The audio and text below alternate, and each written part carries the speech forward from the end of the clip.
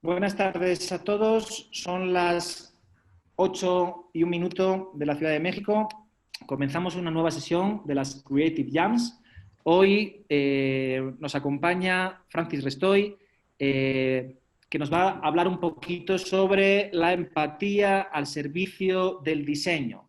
Agradecemos antes que nada a todos nuestros invitados, especialmente a Francis, por acompañarnos en una nueva sesión que organiza la Academia Mexicana de Creatividad, para que podamos todos seguir aprendiendo desde casa. Francis, ¿cómo estás?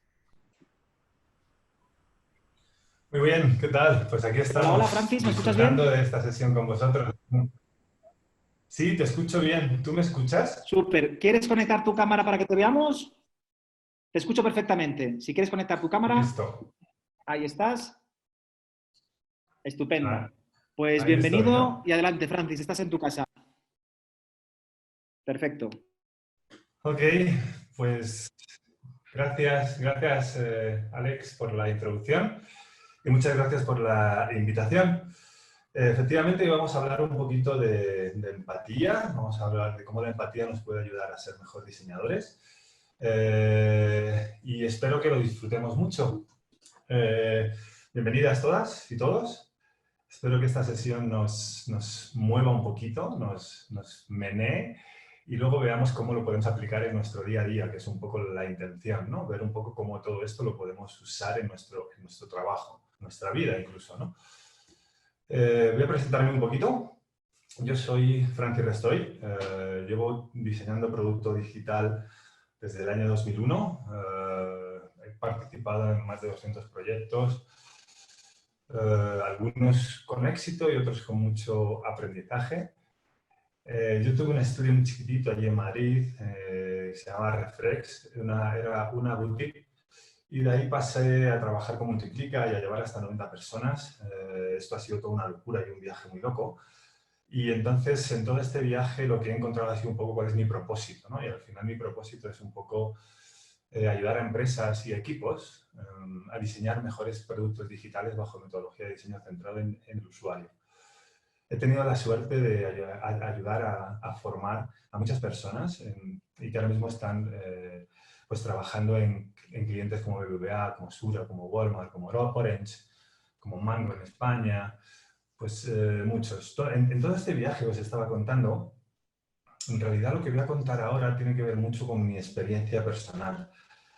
Porque como buen diseñador, no sé si hay muchos diseñadores en la sala, pero como buen diseñador, y creo que también como buenos creativos, tenemos mucho ego, ¿no? Y tenemos, cuando estamos empezando, pensamos que tenemos la razón y que todo tiene que ser como a nuestra forma, ¿no? Escuchamos poco, somos un poco insolentes muchas veces, somos un poco engreídos, ¿no? Y en todo ese viaje mío, todo este comportamiento, todas estas actitudes me ha hecho, por un lado, crecer mucho, ¿no? Porque tuve un estudio, a ver un momentito, que me están aquí diciendo algo. Ah, vale. Porque tuve un estudio y ese estudio pues ayudó a empujarlo, pero al mismo tiempo me creó mucho sufrimiento. Me creó mucho sufrimiento porque me provocó una parálisis facial. Yo no sabía manejar mi estrés, no sabía manejar mis emociones. Y todo eso pues lo somatizaba, ¿no? ¿Y cómo lo somatizaba? Pues de repente tuve una parálisis facial después de terminar un proyecto muy gordo, muy gordo. La parálisis facial me tuvo todo esto paralizado durante no sé cuánto tiempo, casi 3 meses. Después tuve algo que se llamaba inflamación del ligamento amarillo, ni idea de lo que es todavía, pero también es algo que molesta. Pues tuve calvo, bueno, ya sí calvo del todo, pero cuando tenía pelo me quedé calvo, tenía calvas en la barba y en el pelo, también que por el estrés. También tuve crisis de ansiedad muy grande saliendo de otro proyecto que terminé en el hospital. Entonces, en todo este viaje tuve que aprender a cómo lidiar con mis emociones, ¿no? A cómo reconocer mis emociones. Y todo eso me ha ayudado y creo que me ha servido para lo que vamos a ver ahora, ¿no? creo que la empatía es algo que podemos desarrollar y que en realidad cuando lo desarrollamos es un superpoder que nos ayuda no solamente en nuestro trabajo, sino en nuestra día a día, en nuestras relaciones personales. En la primera parte vamos a mover un poquito los cimientos y luego lo vamos a aterrizar a nuestro trabajo. ¿Conocéis a este personaje? Puede que sí, puede que no. Os digo yo quién es Thoreau. Thoreau puede ser realmente, o sea, es un escritor, bueno, era un escritor, filósofo, poeta, fue uno de los primeros naturistas, uno de los primeros padres de la literatura americana. Es un tipo súper interesante, os recomiendo un libro que se llama Waldo. El tipo se fue como al bosque y estuvo 2 años viviendo y allí escribió Walden y es una reflexión brutal. La verdad es que es un libro que me encanta y te mueve mucho por dentro. Estuvo en la cárcel porque se negó a apoyar la guerra de Estados Unidos con México. También estaba en contra de la esclavitud. Un tipo con bastante controversia, ¿no? Es un pensador brutal. Creemos, no sé por qué, siempre creemos que el término empatía es algo de ahora, ¿no? Que es algo que escuchamos mucho, ¿no? Y que de repente hay que ser muy empáticos y el ser humano necesita ser empático para poder convivir con otros seres humanos. Y pensamos que es algo de ahora, es algo nuestro. Pero en realidad, ya Thoreau, estamos diciendo en 1817, 1862, tenía reflexiones como esta, ¿no? Sería un milagro poder ver a través de los ojos de otra persona por un instante, ¿no? Con lo cual, la reflexión que yo os propongo desde un inicio es que el problema de la empatía es algo que el ser humano viene arrastrando desde siempre. O sea, nosotros siempre hemos intentado ser más empáticos y siempre nos hemos cuestionado si somos empáticos o no. Y eso es un poco la reflexión que vamos a hacer en un principio. Pero vamos a ver qué es la empatía, ¿vale? Para empezar, es un nombre femenino. Esto me gustaba mucho, que fuese un nombre femenino. Y literalmente es una participación afectiva de una persona en una realidad ajena a ella, ¿vale? Generalmente en los sentimientos de otra persona. Aparte de esto, es la habilidad para entender las emociones de otras personas y de poder conectar, ¿vale? Implicarse con alguien y con sus sentimientos. Hay que tener cuidado porque muchas veces la empatía se equivoca y cuando te identificas tanto con los sentimientos de la otra persona, al final terminas tú sufriendo y sintiendo las emociones. Una cosa es que tú reconozcas y que puedas ser empático, que puedas reconocer las emociones y los sentimientos de otra persona, y otra cosa es que te identifiques tanto como enfermar. Por ejemplo, mi hermana estuvo trabajando muchos años en un hospital. Ella es muy empática con las personas. Era tan empática con las personas que terminó en una depresión muy grande, porque ella sentía el sufrimiento de todos sus pacientes.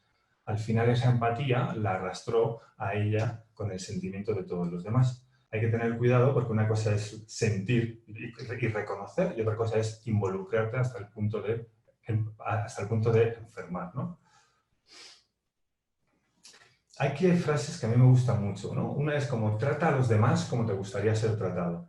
Pero en realidad esto, para mí es una frase que no está muy bien en sintonía y es un poco más, creo que me habla un poquito más desde el egoísmo, ¿no? Porque yo te voy a tratar como a mí me gustaría ser tratado. Pero en realidad lo que funcionaría mejor es tratar a los demás como les gusta a ellos ser tratados, no como me gusta a mí, sino te voy a tratar como a ti te gustaría ser tratado. Si no te estoy tratando desde el yo, ¿no? Por otro lado, decimos muchas veces que la empatía es ponerse en los zapatos de la otra persona. Tampoco estoy tan de acuerdo, porque para mí la empatía no es ponerse en los zapatos de la otra persona. Para mí la empatía es acompañar a la otra persona, poderse estar, entender y acompañar a la otra persona, estar presente. ¿Y qué significa estar presente? Pues estar presente significa simplemente poder escuchar, tener una escucha activa, no creernos que tenemos que accionar algo. Voy a poner un ejemplo. De repente un amigo te llama para contarte algo Y nosotros, desde nuestro yo, pensamos que tenemos que solucionarle a esa persona lo que él está sufriendo. Y no, nuestro amigo nos está llamando única y exclusivamente para que le escuchemos. Lo que quiere es que estemos presentes. Quiere hablarnos, que le entendamos, que le acompañemos y que estemos presentes. No necesitamos ser los salvadores de nadie. Eso es una falsa empatía. ¿Vale? Yo solamente necesito estar presente y escucharte y empatizar con lo que sientes. ¿De dónde viene? ¿Cuál es el origen? Aquí hay una historia que me gusta mucho y es que de repente en un corralito donde están jugando los niños pequeños, niños que todavía no han articulado palabra, uno se pone a llorar y automáticamente todos los demás lloran. Eso muchas veces lo interpretamos como empatía. En realidad no es empatía, en realidad son las neuronas espejo que se activan cuando ven algo. O sea, si yo veo un algo, la neurona espejo es una respuesta a los actos y las emociones de los demás, ¿no? De repente, en ese mismo corralito, uno de los niños que estaba llorando, hay 5 niños llorando, se levanta. Sale del corralito, va hacia la madre del niño que empezó a llorar, la agarra de la mano y la trae hacia el niño. Eso es empatía. Lo otro era una neurona espejo. Eso es empatía. Todo el mundo, biológicamente, tenemos neuronas espejo, podemos ser empáticos. Bueno, los psicópatas tienen una falta de neuronas espejo, una falta de empatía, por eso son psicópatas. Pero si no eres un psicópata, puedes trabajar y puedes ser empático. Las neuronas espejo en neurociencia sirven para las capacidades cognitivas, ligadas mucho a las interacciones sociales. Y también nos sirven para aprender por imitación. Cuando vemos algo, lo aprendemos por imitación. ¿Ok? Eso es un poco el origen. Y aquí os voy a lanzar una preguntita, siempre controvertida. Porque, ¿creéis que las mujeres son más empáticas? Aquí es cuando algunos dicen sí, otros dicen no, unos incluso se ofenden porque dicen, ¿cómo que las mujeres son más empáticas? ¿Por qué haces esa pregunta? Me ha pasado en otros talleres de empatía en donde las personas como que se incomodan, los hombres. Pues hay estudios que dicen que evolutivamente han desarrollado habilidades para entender los gestos y los lloros de los bebés. Además, estos estudios dicen que tienen más capacidad de observar y escuchar el comportamiento de las personas. ¿Cómo están las personas? Son más observadoras. Son capaces de estar con alguien, observar cómo estás, observar esos microgestos, esas cosas, y eso hace que entiendan mejor a las otras personas. Entonces eso hace que desarrollen más sus habilidades sociales, están más desarrolladas. Con lo cual, contestando la pregunta anterior, hay estudios que dicen que sí tienen más habilidades, o sea, son más empáticas. Y si os dais cuenta, dentro del mundo, voy a aterrizar un poquito, voy a ir viniendo al mundo del UX, o el mundo del producto digital. Si os dais cuenta, en la parte del research, o sea, en la parte de la investigación, cuando se trata de ser muy empático, porque tienes que investigar y estar con los usuarios y fijarte mucho en los gestos, en todo aquello, hay muchas mujeres, hay menos hombres, ¿no? Eso también es un dato interesante, ¿no? Entonces, hay estudios, y yo lo creo por mi vivencia, que las mujeres son más empáticas que los hombres. Ahí lo dejo. Seguramente tiene controversia. Bueno, esto nos va a mover un poquito. Porque si yo ahora mismo os pregunto, y también lo he probado, nadie que le preguntas, ¿tú te consideras empático? Todos nos consideramos empáticos. No, todavía no he conocido a nadie que me diga que no es empático, ¿eh? Todos se consideran empáticos. Pero en realidad, ¿somos una sociedad empática? O sea, en realidad sí somos una sociedad empática. ¿Somos empáticos cuando el porcentaje de personas escolarizadas es muy bajo? Por ejemplo, aquí en México tenemos muy pocas personas escolarizadas. Con la cantidad de muertos que tenemos al día, con la cantidad de feminicidios, creo que hay 8 feminicidios por día. ¿Estamos siendo empáticos con todas esas situaciones? La corrupción, todos los niveles de corrupción que hay. O sea, el ser humano está siendo empático ahí. Estamos siendo empáticos con las mujeres, con las personas que estamos maltratando, con las personas que no están pudiendo estudiar. Estamos siendo empáticos en cuanto a la inseguridad ciudadana, la corrupción política, el aumento de la pobreza. Tenemos países como Estados Unidos donde la diferencia social cada vez es más grande y donde las cárceles están llenas de personas afrodescendientes. ¿Estamos siendo empáticos realmente? ¿Somos una sociedad empática? Pero sí nos creemos que lo somos. Todo el mundo se cree que es empático. Pero te pones a mirar cada una de estas cosas y dices, pues a lo mejor no somos tan empáticos, ¿eh? Ok. ¿Históricamente hemos sido empáticos? ¿Somos empáticos cuando de repente vinimos aquí los españoles y implantamos, matamos, implantamos una cultura, una religión? ¿Fuimos empáticos? ¿Fuimos empáticos cada vez que intervenimos en una guerra? ¿Cada vez que por la fuerza o por el bien común, por el bien de alguien, hacemos una intervención, como dicen? ¿Vale? ¿Somos empáticos ahora mismo con el coronavirus, por ejemplo? ¿Somos una sociedad empática? Este tipo se hizo muy famoso en España. Es un doctor de Granada, porque de repente salió a decir que las personas jóvenes estaban yendo a los hospitales cuando ya estábamos colapsados ahí en España. Estaban yendo porque sentían síntomas y querían saber si tenían el coronavirus. En vez de pensar en los demás, pensaban en ellos mismos.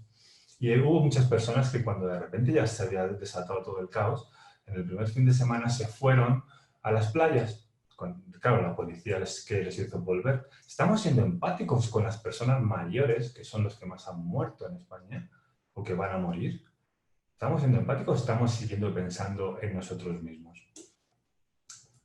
¿Somos empáticos ahora mismo? No sé si conocéis un mineral que se llama el coltán. El coltán es un mineral que se da en el Congo. Y gracias a él, pues tenemos nuestro iPhone y tenemos nuestras computadoras. Es un mineral que está en toda la tecnología porque ha permitido hacer chips mucho más pequeños. El Congo ahora mismo gracias a este mineral, la extracción de este mineral, se hacen torturas, violaciones, jornadas increíblemente de 14, de 16, de 20 horas, las laborales. Es realmente una situación, o sea, el coltán está lleno de sangre y lo estamos usando nosotros. Pero todos creemos que somos empáticos. ¿Ok?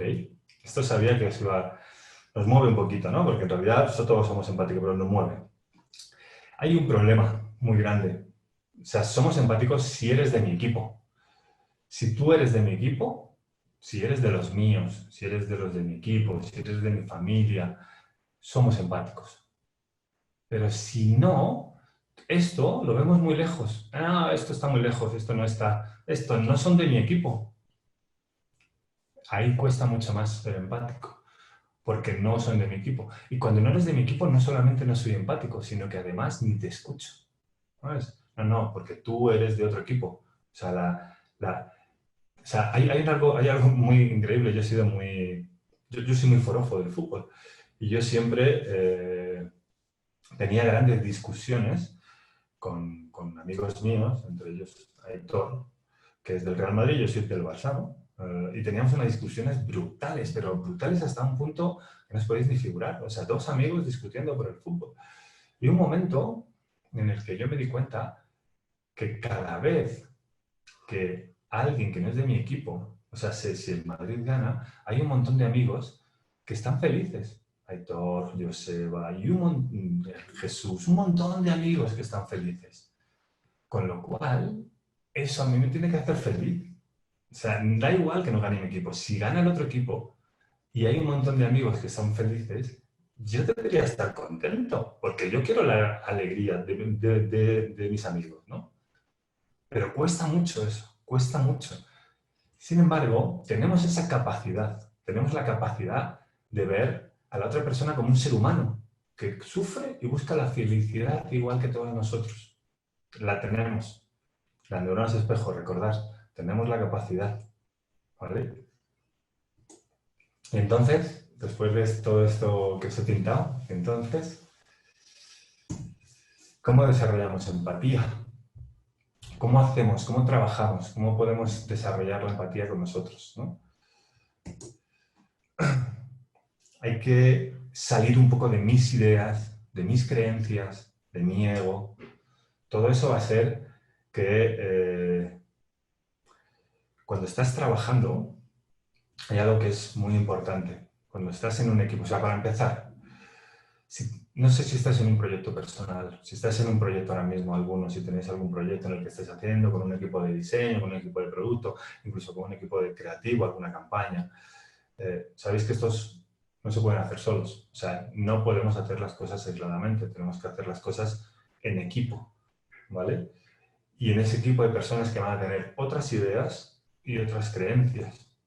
Y hay personas que van a tener su ego también. Tenemos que aprender a escuchar y a valorar las ideas de las demás, no a matarlas, a crear y construir a partir de ellas. Es súper valioso. Las ideas de las demás son súper valiosas. Podemos crear y construir con ellas, ¿vale? Y el ego, cada vez que seamos conscientes que nos inunda, porque ahí lo tenemos, saberlo ver, saberlo reconocer, ¿ok? Entonces, ¿cómo trabajamos la empatía, no? ¿Cómo podemos trabajar la empatía? Aquí es cuando voy a empezar a unir con el diseño. ¿Okay? Trabajamos un poco la humildad. La humildad se trabaja desde el momento en el que da igual el tiempo que lleves en esto, da igual lo chingón que seas, da igual lo que tú te creas, necesitas trabajar en equipo. Los diseñadores estrella, esos diseñadores estrellitas al final, lo que aportan, pueden aportar un montón y pueden ser súper buenos, pero al final son un stopper para el equipo. Ellos no van a poder hacerlo todo solos. Y al final se hacen, ellos mismos son un stopper para el crecimiento del equipo. Entonces, poco a poco, esos diseñadores estrella los estamos desplazando porque les cuesta trabajar en equipo, no tienen humildad. ¿Okay? Entonces, es bueno reconocer que no lo sabes todo. Da igual que lleves 20 años en esto. No lo sé todo, no lo sabemos todo. ¿Vale? Necesito trabajar con los demás. Ser consciente de eso. El silencio, escuchar, como decíamos. ¿Vale? O sea, cuando de repente alguien del equipo te cuenta algo, simplemente escuchar la presencia. Cuando estamos en el research, cuando de repente la escucha activa, ¿no? Estamos presentes, estamos sentados con negocio y tenemos que escuchar lo que nos dicen. Hay algo que a mí me gusta mucho y es que a mí me gusta pensar, o sea, hay algo como de esa presencia, ¿no? Si yo pienso que lo sé todo, en el momento que yo pienso que lo sé todo, dejo de aprender y me pongo súper arrogante. Pero aparte es que no aprendo, no evoluciono, ¿vale? Y luego la observación. La observación nos ayuda a un montón de cosas que tienen que ver con los gestos, con lo gestual. Muchas veces cuando estás con los usuarios, o sea, cuando estás con las personas, con los usuarios, o cuando estás incluso con el negocio, la observación te da esa parte de lo gestual, porque muchas veces es lo que te dice y otras veces es lo que no te dice, que está en esa observación. Si nosotros somos capaces de observar sin juicio, somos capaces de interpretar cosas que si no lo hacemos no lo vamos a interpretar, porque estamos enjuiciando su comportamiento y lo que nos dice. Va, ¿qué sabrá este de tecnología o qué sabrá este de diseño si el que lo sé soy yo? Pues quizá tú sepas más que él, pero tú tienes que ayudarle al negocio a entender la importancia del valor de tu trabajo. Y si lo haces desde la arrogancia, esa persona se va a cerrar y ya no te va a entender. Y luego la aceptación. Aceptar a las demás personas que tienen pensamientos distintos. Y eso es lo bonito. Lo bonito es que las demás personas piensen distinto, porque si todo el mundo pensase como nosotros, sería súper aburrido, y no creceríamos. Esto, quedaros con esto, humildad, silencio, escucha activa, observación, no juicio, aceptación, que lo vamos a ver un poco más atrás, cómo lo vamos aterrizando. Una cosa muy importante, para poder empatizar con el otro necesito conocer mis emociones. ¿Cómo voy a empatizar con las emociones de la persona que tengo enfrente si no soy capaz de reconocer mis propias emociones? Súper difícil. Os pongo un ejemplo aterrizado en un proyecto. Ok, imaginad que estamos en un proyecto y entonces de repente lleváis en vuestra primera iteración con negocio, lleváis el trabajo que habéis hecho. En ese trabajo que habéis hecho puesto un montón de amor, un montón de tiempo, un montón de esfuerzo, todo el equipo. Cuando lo presentáis, el cliente, los stakeholders, negocio, os lo critica, es duro con ello. Ahí se van a disparar un montón de emociones, ¿no? Las emociones las vais a sentir por el estómago. Tú puedes hacer una cosa, puedes entrar en cólera y enfrentarte a ellos, con lo cual al final no vas a conseguir nada, o entender, no vas a conseguir nada. O sea, te digo yo que quien tiene el poder es ellos son tu cliente y da igual en el contexto en el que estás. Él es tu cliente, puedes estar trabajando dentro de la empresa o trabajando fuera, pero siempre va a ser tu cliente negocio. ¿Ok? Entonces puedes no ver tus emociones y entrar, y si entras estás perdido, porque al final quien va a tener la razón son ellos. Tú vas a jugar al juego de quién tiene la razón y la van a tener ellos. O puedes ver tus emociones, reconocer tus emociones y ver lo que te está sucediendo. Y entender que ellos no te están diciendo lo que te están diciendo para fastidiarte. No te están diciendo lo que te están diciendo para joder tu trabajo, ni porque ellos quieran tirar el proyecto, sino ellos tienen una visión distinta a la que tú tienes, ¿vale? Y entonces lo que tú tienes que hacer como buen consultor es poder canalizar tus emociones, primero reconocerlas, entender las necesidades que tienen ellos y ver cómo los puedes ayudar, ver cómo construimos a partir de ahí. Los dos juntos, o sea, los acompañas, lo que me decíamos antes. La empatía significa eso. Ok, ¿por qué? ¿Por qué estás viendo tú eso? ¿Qué es lo que estás viendo? Cuéntame algo más de esto. ¿Qué es lo que ¿por qué en este flujo no es así? ¿Por qué este call to action no es así? Cuéntame un poquito más y los acompañas en el momento, ¿vale? Pero para eso necesitas reconocer tus emociones. Si no, lo más probable es que hagas un francis. Hacer un francis en mi anterior empresa, cuando era mucho más joven, mucho más intrépido, era mandar a un cliente a la mierda. O sea, de repente se me ponía, está bien así, aquí me ponía como, wow, me iba cargando de tensión y explotaba. Y entonces, entre mis amigos de la empresa, era hacer un francis. Hacer un francis literalmente es mandar a un cliente a la mierda. Hacer un francis no es bueno. No es bueno porque al final no te lleva a ningún lado. ¿Sabes? No has aprendido nada, no has conseguido llevar el proyecto donde querías llevarlo, has perdido un cliente, no te da nada bueno. Mucho mejor reconocer qué es lo que te está pasando y construir a partir de ahí. Es muy importante las conexiones. Para poder empatizar se necesitan generar conexiones, ¿vale? Y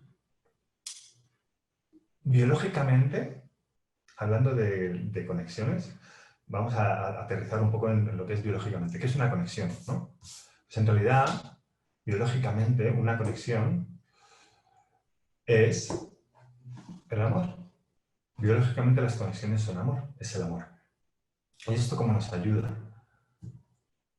La conexión crea lazos, ¿vale? Es súper importante, porque esos lazos va a hacer que entendamos mucho mejor al negocio, que conectemos con ellos, que podamos empatizar con cuáles son sus objetivos, por qué te está diciendo lo que te está diciendo, qué hay detrás de, no, es que eso tiene que estar ya, no, es que necesito que, o sea, todas esas cosas que para ti son peros, cuando realmente te pones a caminar al lado del otro, te pones a entender a la otra persona que tienes al lado, entiendes mucho mejor el negocio y las motivaciones intrínsecas que tiene el proyecto. Pero no solo esto, entiendes mucho mejor al resto del equipo. Hay una cosa muy curiosa, no sé si os ha pasado a vosotros, pero cuando estás en equipos, lo primero que piensas es que tú trabajas más que los demás. No, yo me esfuerzo mucho más que el resto. Pasa también con las relaciones personales, cuando tienes una mujer, una pareja, tú siempre piensas que das más que el otro. Eso es algo que viene en nuestro cerebro, eso es algo natural, ¿no? En realidad es un sesgo nuestro. No es así, es algo que pensamos. Entonces, es muy bueno también, cuando estamos en el equipo, entender cuáles son las necesidades que tienen las demás personas. Porque las demás personas quieren lo mismo que tú quieres. Quieren poder hacer un buen proyecto, tanto negocio como el resto de tu equipo. Todo el mundo quiere lo mismo que tú quieres. Quiere entregar el mejor producto y que aporte el mayor valor a los usuarios. La conexión fomenta la creatividad. Para mí es uno de los mayores músculos realmente que tiene la creatividad. ¿Por qué? Porque si tú eres capaz de entender lo que las personas necesitan, eres capaz de brindar mejores soluciones creativas. Es que es así de sencillo. O sea, si tú te sales de ti, de tu necesidad, y eres capaz de entender a las personas para las cuales estás diseñando, para las cuales estás planteando un problema, vas a hacer cosas tan maravillosas como estas, que es un proyecto en el que colaboramos de un pasillo para un hospital de enfermos con un cáncer terminal. Entonces, una vez que tú consigues entender las necesidades de los demás, se te abre el músculo de la creatividad. Vas a poder trabajar un montón, vas a poder crear muchas mejores soluciones. Aparte de esto, la conexión inspira. ¿Por qué inspira? Porque las historias de las personas para las que diseñamos inspiran nuestra creación. No sé si os ha pasado cuando de repente el equipo empieza a empaparse de... nosotros, en diseño de producto centrado en el usuario, primero tienes, digamos, la parte de los requerimientos que tiene negocio, ¿no? Una vez que tienes los requerimientos que tiene negocio y los entiendes y haces tus entrevistas con los stakeholders y realmente te empapas de la problemática que tiene negocio, lo que haces es salir y hacer un research con los usuarios. Haces una investigación con usuarios. A partir de esa investigación con los usuarios, ves si lo que el negocio pensaba que era un problema para los usuarios o no. Y a partir de ahí empiezas a construir, ¿no? Entonces, de repente entras donde están trabajando los equipos, ya sea de manera presencial, como era antes en la oficina, que teníamos todas las paredes llenas como lo que veis ahora, o ahora de manera virtual con herramientas como es con el Miro, donde en realidad generas un espacio como este, pero virtual.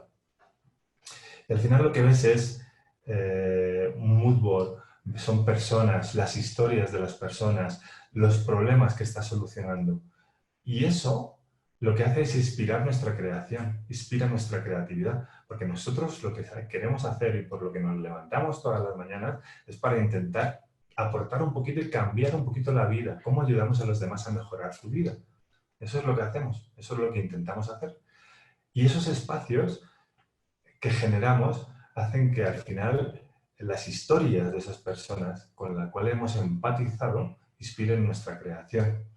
Y hace que de repente sean las 9 de la noche y sigamos ahí trabajando y discutiendo y hablando y haciendo sketching y haciendo pantallas y haciendo flujos y haciendo un montón de cosas. Pero es que estamos metidos en la historia de las personas. Hemos empatizado con los problemas que tienen los demás y estamos intentando ver cómo se los solucionamos.